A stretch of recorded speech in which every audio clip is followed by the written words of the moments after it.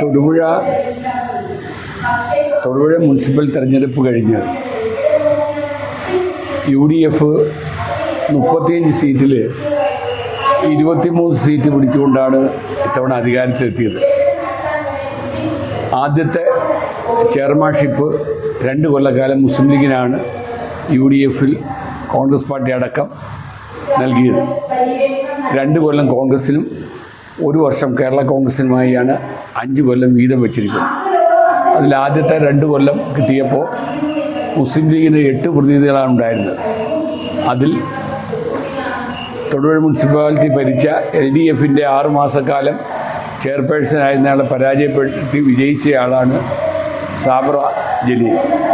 സാബ്ര ജലീലിനെയാണ് മുസ്ലിം league ചെയർപേഴ്സണായി നിയോഗിച്ച് അവരുടെ നേതൃത്വത്തിലുള്ള ഭരണസമിതിയാണ് ഇപ്പോൾ ഭരണം നടത്തി വരുന്നത്. സ്വാഭാവികമായി ഒരു പുതിയ ഭരണസമിതി എന്നുള്ള നിലയ്ക്കും പ്രത്യേകിച്ച് ഇതിനിടയിൽ ഗവൺമെൻറ് മാറിയപ്പോൾ ജീവനക്കാരെ നിയമിക്കുന്ന രംഗത്ത് LDFൻ്റെ കാലത്ത് തന്നെ അവിടെ ജീവനക്കാരുണ്ടായിരുന്നില്ല. പല ആളുകളും പോവുകയും വരികയും ചെയ്തിരുന്നെങ്കിലും സ്ഥിരമായി സെക്രട്ടറിയോ എൻജിനീയറോ AEO ഒന്നും ഉണ്ടായിരുന്നില്ല. പെട്ടെന്ന് ഗവൺമെൻറ് മാറി പുതിയ ഗവൺമെൻറ് വന്നപ്പോൾ ആ ഗവൺമെൻറ് സംസ്ഥാനത്ത് പല പഞ്ചായത്തുകളിലും ജീവനക്കാരെ മാറ്റം വരുത്താനും നിയമിക്കാനുമൊക്കെ മുമ്പോട്ട് വന്നിട്ടുണ്ട്. പക്ഷേ പുതിയ ഭരണം എന്നുള്ളതിലേക്ക് അതിനുണ്ടായ കാലതാമസം ഏകദേശം ഇപ്പോൾ 2 മാസമായിട്ടും ജീവനക്കാരെ പൂർണ്ണമായി തൊടുപുഴ മുനിസിപ്പാലിറ്റി വെക്കാൻ കഴിഞ്ഞില്ല. 7 or 8 ഒഴിവുകൾ നിലവിലുണ്ട്. ഇന്നലെ ഒരു പുതിയ AXE അവിടെ വെച്ചിട്ടുണ്ട്. അതോടൊപ്പം തന്നെ സെക്രട്ടറി അടക്കം ഈ ആഴ്ച തന്നെ ഉണ്ടാകുമെന്നാണ് നമുക്ക് അറിവ് ലഭിച്ചിരിക്കുന്നത്. അപ്പോൾ ആ സമയത്തുണ്ടായ ഒരു ഭരണ താമസം, അതായത് പല ഉദ്യോഗസ്ഥന്മാരില്ലാതെ പോയപ്പോൾ ഉണ്ടായ പല കാര്യങ്ങളിൽ ചെറിയ താമസമൊക്കെ ഭരണരംഗത്ത് ഉണ്ടായിട്ടുണ്ട് എന്നൊഴിച്ചാൽ അവിടെ പൂർണ്ണമായി ഭരണം നടക്കുന്നുണ്ട് എന്നാണ് വസ്തുത. അതിനിടയിൽ ചെയർമാനും വൈസ് ചെയർമാനും തമ്മിൽ അഭിപ്രായ വ്യത്യാസമുണ്ട് എന്ന് വാർത്തകൾ സൃഷ്ടിക്കാൻ പ്രതിപക്ഷം വളരെയേറെ ശ്രമിക്കുന്നുണ്ട് എന്നതാണ് വസ്തുത. ചെറിയ അഭിപ്രായ വ്യത്യാസമൊക്കെ ഉണ്ടാകാം, ഭരണരംഗത്ത് പല കാഴ്ചപ്പാടുകൾക്ക് വ്യത്യാസം ഉണ്ടാകാം. അവിടെയൊക്കെ UDFലെ ഘടകകക്ഷി എന്നുള്ളതിലേക്ക് കോൺഗ്രസോ മുസ്ലിം ലീഗിൻ്റെയോ നേരിട്ടുള്ളതല്ലാതെ കൗൺസിലർമാരുടെ ഇടയിൽ ചില അഭിപ്രായ വ്യത്യാസങ്ങളൊക്കെ ചെറിയ തോതിലൊക്കെ ഉണ്ടായിട്ടുണ്ടെന്നുള്ള വസ്തുതയാണ്. അത് അപ്പോഴപ്പോൾ UDF ഇടപെട്ട് പരിഹരിച്ചിട്ടുമുണ്ട്. ഏറ്റവും അവസാനം കഴിഞ്ഞ ദിവസം കൗൺസിൽ കൂടിയപ്പോൾ കൗൺസിലിൽ ചെയർപേഴ്സൺ ഒരു യോഗം വിളിച്ചതുമായി ബന്ധപ്പെട്ട് ചർച്ച തുടങ്ങി വെക്കുകയും വൈസ് ചെയർമാൻ അതിനെക്കുറിച്ച് വിശദീകരിക്കുകയും ചെയ്തപ്പോൾ അതിലുള്ള അവിടുത്തെ കൗൺസിലർമാർ ചിലർ 2 അഭിപ്രായക്കാരായി മാറുകയും ചെയ്ത ഒരു അനിഷ്ടം ഇവിടെ ഉണ്ടായിട്ടുണ്ട്. അതെന്താണെന്ന് UDFൻ്റെ നേതൃത്വം പരിശോധിച്ചു വരികയാണ്. ഇന്നലെ മുസ്ലിം ലീഗ് പാർലമെൻ്ററി പാർട്ടി യോഗം വിളിച്ച് രാത്രി ചർച്ച ചെയ്യുകയും അത് ഏകദേശം പൂർണ്ണമായി പരിഹരിക്കപ്പെടുകയും ചെയ്തിട്ടുണ്ട്. ഇനി നാളെയോ നാളെ കഴിഞ്ഞോ UDFൻ്റെ പാർലമെൻ്ററി പാർട്ടി യോഗം ഒന്നായി വിളിച്ചു ചേർത്ത് മുഴുവൻ പ്രശ്നങ്ങളും പരിഹരിച്ച് ഒറ്റക്കെട്ടായി മുമ്പോട്ട് പോവുകയും ഈ ഗവൺമെൻറ്റും തൊഴിൽ മുനിസിപ്പാലിറ്റിയിലെ ആളുകളും ലക്ഷ്യം വെച്ചിരിക്കുന്ന വികസനം അത് പൂർണ്ണമാക്കാൻ പ്രതിപക്ഷം ഉൾപ്പെടെ എല്ലാവരുമായി സഹകരിച്ച് മുമ്പോട്ട് പോകുവാനും UDFൻ്റെ ജില്ലാ നേതൃത്വം നിർദ്ദേശം കൊടുക്കും എന്നറിയിക്കുന്നു. അതോടൊപ്പം തൊടുപുഴ നിയോജകമണ്ഡലം UDFൻ്റെ നേതൃത്വവും ഈ ചർച്ചയിലൊക്കെ പങ്കെടുക്കുന്നുമുണ്ട് എന്നറിയിക്കുകയാണ്. ഈ കൗൺസിൽ യോഗത്തിലടക്കം ചെയർപേഴ്സണും വൈസ് ചെയർപേഴ്സണും തമ്മിൽ തർക്കം ഉണ്ടാകുന്ന സാഹചര്യം.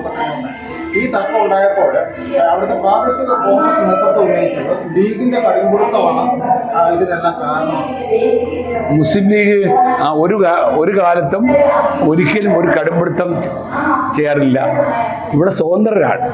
അവിടെ ജയിച്ചു വന്ന മുനിസിപ്പാലിറ്റിയുടെ വികസന രംഗത്ത് അവർക്ക് സ്വതന്ത്രമായി പ്രവർത്തിക്കാം. ഏതൊക്കെ സഹായങ്ങളാണോ മുസ്ലിം ലീഗും UDFും ചെയ്യേണ്ടത് അത് ചെയ്തു കൊടുക്കുന്നുമുണ്ട്. ഇപ്പോൾ അവർക്ക് അടിയന്തരമായി വേണ്ടത് ജീവനക്കാരാണ്. ആ ജീവനക്കാരെ അങ്ങോട്ടേക്ക് കൊണ്ടുവരുന്നതിന് പരമാവധി UDFൻ്റെ ജില്ലാ നേതൃത്വവും നിയോജകമണ്ഡല നേതൃത്വവും ശ്രമിച്ചിട്ടുണ്ട്. പിന്നെ ചെയർമാനും വൈസ് ചെയർമാനും തമ്മിൽ അഭിപ്രായ വ്യത്യാസം ഉണ്ടായി എന്ന് പറയുന്നത് തൊട്ടു മുമ്പുള്ള കൗൺസിലിൽ മാത്രമാണ്. അതൊരു അഭിപ്രായ വ്യത്യാസമല്ല. ഒരു വിഷയത്തെക്കുറിച്ച് രണ്ടുപേരും അവിടെ കാഴ്ചപ്പാടുകൾ സംസാരിച്ചു എന്ന് ഒഴിച്ചാൽ ഒരു കാര്യമായ അഭിപ്രായ ഭിന്നത ഉള്ളതായി ഞങ്ങളാരും അറിഞ്ഞിട്ടില്ല. ഈ ഇവിടെ നഗരസഭയടക്കം ജില്ലയിലെ മറ്റ് ത്രിതല പഞ്ചായത്ത് സംവിധാനങ്ങളിൽ ലീഗിന് ആവശ്യമായിട്ടുള്ള ഒരു പ്രാതിനിധ്യം അല്ലെങ്കിൽ പരിഗണന UDF ലഭിക്കുന്നുണ്ടെന്ന് UDF മുസ്ലിം ലീഗിന് ന്യായമായ പരിഗണന ലഭിച്ചിട്ടുണ്ട്. അത് വീഴ്ച വരുത്തിയത് ഉടുമ്പൻചോല നിയോജകമണ്ഡലത്തിലാണ്. ഉടുമ്പൻചോല നിയോജകമണ്ഡലത്തിൽ സീറ്റ് വീഴിക്കുന്ന രംഗത്തും മറ്റ് പല രംഗത്തും UDFിലെ കോൺഗ്രസ് പാർട്ടിയുടെ ഭാഗത്തുനിന്നുണ്ടായ കടുംപിടുത്തവും വിട്ടുവീഴ്ചയില്ലായ്മയും ആ സമയത്ത് തന്നെ ഞങ്ങൾ പ്രതികരിക്കുകയും UDFിൽ നിന്നും ഉടുമ്പൻചോല നിയോജകമണ്ഡലം വിട്ടുനിൽക്കുകയും ചെയ്ത് എല്ലാവർക്കും അറിയാവുന്ന നാട്ടിലെ സംസാര വിഷയമാണ്.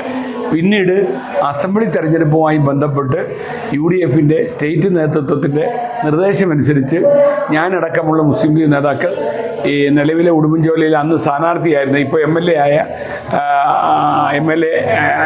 സേനാപതിയും കോൺഗ്രസ് നേതാക്കളും ഉൾപ്പെടെ ഇരുന്ന് മണിക്കൂറുകൾ ചർച്ച ചെയ്ത് ആ പ്രശ്നങ്ങൾ പരിഹരിക്കുകയും മേലാൽ അവർക്കുണ്ടായത് വീഴ്ചയാണെന്നും തെറ്റാണെന്നും തുറന്നു സമ്മതിക്കുകയും ചെയ്ത കോൺഗ്രസിൻ്റെ നേതൃത്വം ഇനി അത് ഉണ്ടാകില്ല എന്ന് ഉറപ്പ് നൽകുകയും ചെയ്തതിൻ്റെ അടിസ്ഥാനത്തിൽ UDFിലേക്ക് ഉടുമ്പൻചോല നിയോജകമണ്ഡലം UDF തിരിച്ചുപോയി ഇപ്പോൾ ഒറ്റക്കെട്ടായി മുമ്പോട്ട് പോവുകയാണ്.